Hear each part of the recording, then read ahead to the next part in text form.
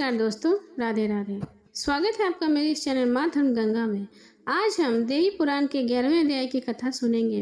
इस अध्याय में त्रिदेवों द्वारा जगदम्बिका की स्तुति करना, देवी भगवान का शंकर और पार्वती के रूप में पुनः प्राप्त होना, आश्वासन देना, छाया सती की देह लेकर शिव का प्रलयकारी नृत्य करना, भगवान विष्णु का सुदर्शन चक्र से सती के अंगों को काटना और इनके 51 शक्तिपीठों का दुष्प्रभाव होना बताया गया है। श्री महादेव जी बोले, इस प्रकार यह के संपूर्ण होने पर सती के वियोग से दुखी शिव साधारण मनुष्य के समान बार बार रुदन करने लगे। तब ब्रह्मा और विष्णु ने उन भगवान से कहा, महाज्ञानी, आप अज्ञानी के समान होकर क्यों रुदन कर रहे हैं? वे देवी जगदम्बा तो सनातन पूर्व ब्रह्मा स्वरूप है। वे विधा महाविधा है, समस्त विश्व की सृष्टि करने वाली हैं और सर्व चैतन्य रूपनी है, जिनकी माया के प्रभाव से संपूर्ण संसार तथा हम सभी में विमोहित हैं। उनके द्वारा शरीर छोड़ने की बात तो भांतिपूर्ण विडंबना है। प्रभु महेश्वर, जिनकी कृपा से आप मृत्युंजय हैं, उनकी मृत्यु तो वास्तविक नहीं है, यह भ्रम मात्र ही है। हम तीनों पुरुष भी उन्हीं के स्वरूप है। इस बात से अर्थात भगवती को मृत मानकर प्राकृतिक पुरुष की भांति विलाप करने से आपका ही निंदा ध्वनि होती है, उनकी नहीं। परमेश्वर उन पार्वती की निंदा घोर पाप को उत्पन्न करने वाली है, जिसके द्वारा इस प्रकार का पाप होता है, उसका वे निश्चय ही त्याग कर देती हैं। वे महादेवी धर्मशील पुरुष का कभी त्याग नहीं करती। अधर्मी का त्याग करने में ही वह पिता आदि संबंधों का विचार भी नहीं करती। उनका संबंध तो मात्र धर्म से ही रहता है, न कि लौकिक कारणों से। जो धर्म आचरण करता है वही उनके पिता और माता और बांधव हैं। जो अधर्म करने वाला है वह उनका बांधव नहीं, परम शत्रु है। इसी कारण भगवती शिव की निंदा रूपी पाप में रत देखकर दक्ष प्रजापति का उन महेश्वरी ने त्याग कर दिया। यदि वह परम ब्रह्मा दक्ष पुत्री के अभाव में स्थित होती तो दक्ष प्रजापति का दमन कैसे होता? इसलिए धर्म कर्म के फल को प्रदान करने वाली महादेवी उस महापापी का त्याग करके स्वयं अपने धाम में चली गई हैं। क्या वे क्षण मात्र से प्रजापति का संहार करने में असमर्थ थी? फिर भी उन्होंने इसकी जो अपेक्षा की वही लोक शिक्षण के लिए था। धर्म का उपदेश करने वाली है भगवती, यदि ऐसा आचरण नहीं करती तो लोग पिता के प्रति साहुंस कैसे हो पाते? इसलिए वे नित्य परम शक्ति प्रजापति दक्ष को अपनी माया से मोहित करते हुए स्वयं अपनी माया शक्ति से अंतर्ध्यान होकर गगन मंडल में स्थित हो गई। महादेव, आप शोक का त्याग करें, क्योंकि अग्नि में तो सती की छाया ने ही प्रवेश किया है। शिव जी बोले, आप लोगों ने जो कुछ कहा वह सत्य ही है। सती मेरी परा प्रकृति है, वे नित्य ब्राह्मणी और सुरक्षमा रूपा हैं। उन्होंने स्वयं अपने देह का त्याग नहीं किया है, किंतु वे मेरे प्राणों की एकमात्र प्रियतमा सती कहाँ चली गई? पुनः जब मैं शांतिचित्त होता हूँ तो उन्हें परमेश्वरी के रूप में देखता हूँ। ब्रह्मा विष्णु और रुद्र बोले, वह सर्वलोक की एकमात्र वंदिता जगजननी की हम लोग स्तुति करते हैं, तभी प्रसन्न होकर वह पुनः दर्शन देती हैं। श्री महादेव जी बोले, नारद, भगवान शिव के साथ वे देवगण ऐसा निश्चय कर साक्षात ब्रह्म रूपिणी महादेवी की स्तुति करने लगे। ब्रह्मा विष्णु और शिव बोले, आप नित्य परमा विद्या जगत के चैतन्य रूप से व्यापक और पूर्ण ब्रह्म स्वरूपनी देवी हैं। आप स्वेच्छा से शरीर धारण करती हैं।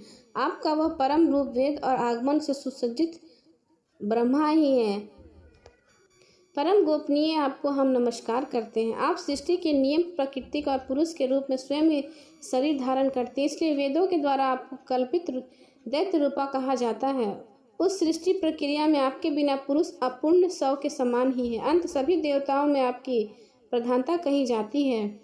शिव इस प्रकार के अचिंत्य रूप से लीला वाली आपकी स्तुति करने में हम अल्प बुद्धि वाले कैसे सक्षम हो सकते हैं? आप स्वयं स्वेच्छा से हमारे सृष्टि और संहार करती हैं, इसलिए त्रिलोकी में आपकी स्तुति करने में कौन समर्थ है? सभी ज्ञानी जन भी सामान्य मनुष्य की भांति आपकी माया से मोहित हैं, तो हम आप परमेश्वरी की वंदना करने में कैसे समर्थ हो सकते हैं? आप ही हमारी चेतना, बुद्धि और शक्ति हैं। आपके बिना हम सभी शव की तरह हैं।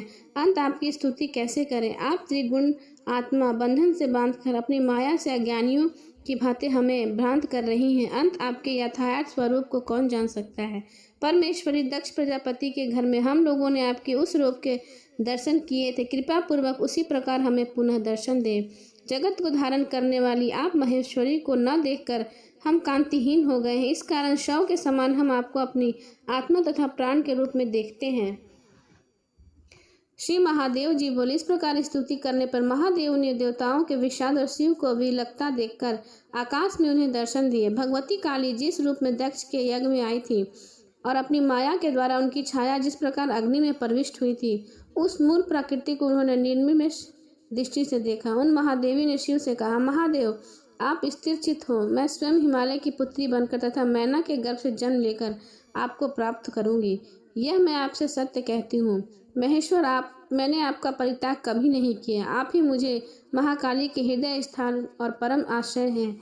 इसी के आप जगत संहार महाकाल कहे जाते हैं। आपने प्रभुता के अभिमान से मुझे कुछ कहा था, उसी अपराध के कारण मैं आपकी साक्षात पत्नी के रूप में कुछ समय तक नहीं रह सकूंगी। शिव, आप शांतचित्त हो जाएं।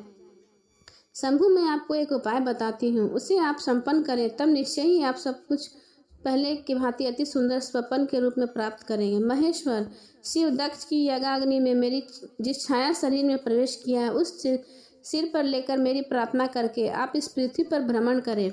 वह मेरी छाया शरीर के अनेक खंडों को पृथ्वी पर गिरेगा और उस स्थान पर पापों का नाश करने वाला महान शक्तिपीठ उदित होगा। जहाँ योनि भाग गिरेगा वह सर्वोत्तम शक्तिपीठ होगा। वहाँ रहकर तपस्या करके आप मुझे पुनः प्राप्त कर सकेंगे। मुनि श्रेष्ठ, ऐसा कहकर और महादेव को बार बार आश्वासन देकर देवी अंतर ध्यान हो गई। ब्रह्मा आदि श्रेष्ठ देवगण अपने अपने लोकों को चले गए। शिव जी पुनः दक्ष के घर में आकर प्रिय सती ऐसा कहते हुए सामान्य जन के सामने रुदन करने लगे। यज्ञशाला में प्रवेश करके उन्होंने सती की छाया शरीर को देवयान देखा। वह शरीर भूमि पर स्थित था, नेत्र मुंदे हुए थे एवं सभी अंगों में परिपूर्ण था। सती की उस छाया को सहज भाव से सोई हुई सी देखकर शोक में व्याकुल हृदय होकर शिव जी ने इस प्रकार कहा, सती, मैं तुम्हारा पति तुम्हारे पास आया हूँ। तुम उठो, पहले की भांति मुझसे वार्तालाप क्यों नहीं कर रही हो? अपराधी मुझे एवं दक्ष को शोक के महासमुद्र में गिराकर अपनी माया में हमें मोहित करती हुई तुम स्वयं अंतर्ध्यान हो गई। अब मैं अपनी एकमात्र तुझ प्राण प्रिय का त्याग कभी नहीं करूंगा। प्रसन्नता पूर्वक तुम्हें लेकर मैं कितने दिन तक घूमता रहूंगा। इस प्रकार साधारण मनुष्य की भांति बहुआ विलाप करते हुए शिव जी ने अपनी भुजाओं से सती की छाया का शरीर आलिंगन करते हुए अपने सिर पर उठा लिया। शंकर जी के सती के उस छाया के शरीर के सिर पर रखने पर अत्यंत प्रसन्नता पूर्वक धरती पर नाचने लगे।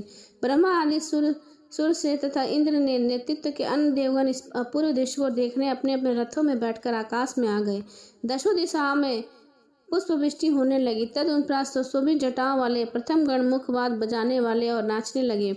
चारों ओर नाचते नाचते शिव जी सती की छाया के शरीर को कभी सिर पर, कभी दाएं हाथ में, कभी बाएं हाथ में, तो कभी कंधे पर और कभी प्रेम पूर्वक वक्ष स्थल पर धारण करके चरणों प्रहार से पृथ्वी को कंपित करते हुए नृत्य करने लगे। चंद्रलोक में स्थित चंद्रमा उनके ललाट पर तिलक के समान सुशोभित होने लगा। नक्षत्र मंडल दैत्यात जटाओं में गंथु गया और सूर्यलोक में स्थित भगवान भास्कर उनके कंठ भरण बन गए। कश्यप और शेषनाग उनके चरणाघातों से पीड़ित होकर धरती छोड़ने को उद्धत हो गए। अत्यंत वेग पूर्वक नृत्य करने से प्रचंड वायु बहने लगी, जिसके कारण सुमेरु आदि बड़े बड़े पर्वत वृक्षों के समान कांपने लगे। इस प्रकार जगत को शुद्ध करते हुए सती की छाया शरीर को सिर पर धारण किए नटराज शिव संपूर्ण पृथ्वी पर घूमते रहे और प्रसन्नता पूर्वक मन में ऐसा सोचने लगे, सती तुम मेरी पत्नी हो, इसलिए मैं लोक लाज छोड़कर तुम्हारी छाया को सिर पर ढो रहा हूँ। यह मेरा अहोभाग्य है। इस प्रकार अपने भाग्य की सराहना करते हुए शिव आनंद मग्न होकर पुनः नृत्य करने लगे। इससे सारे संसार अत्यंत शुद्ध हो गया। पक्षीगण मृतक के समान हो गया। लोग अकाल प्रलय की कल्पना करने लगे। ब्रह्मा जी की आज्ञा से ऋषिगण महान देवताओं को चिंता हुई कि यह कैसी विपत्ति आ गई। वे सोचने लगे कि अब संसार की रक्षा का कोई उपाय नहीं दिखता। इस दक्ष ने शिव जी से द्वेष करने के कारण ऐसा युग प्रारंभ किया है जिससे इस संसार सहित हम सबका नाश हो जाएगा।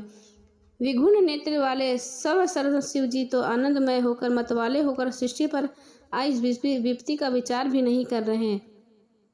उनको अब शांत कैसे किया जाए? तब भगवान विष्णु बोले, देवगणों, मैं उपाय बताता हूँ, आप लोग उसका प्रयत्न करें।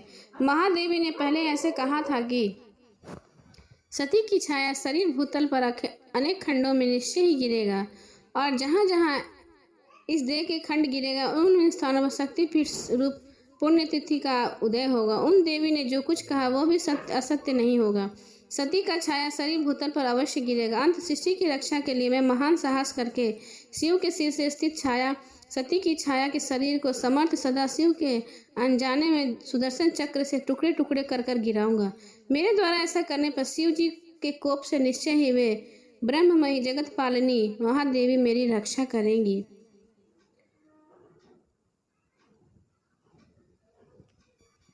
तब देवी बोली, प्रभु विष्णु जगन्नाथ, आप यदि ऐसा करें तभी जगत की रक्षा होगी, नहीं तो प्रलय आ जाएगा। इति श्री 11 अध्याय समाप्त।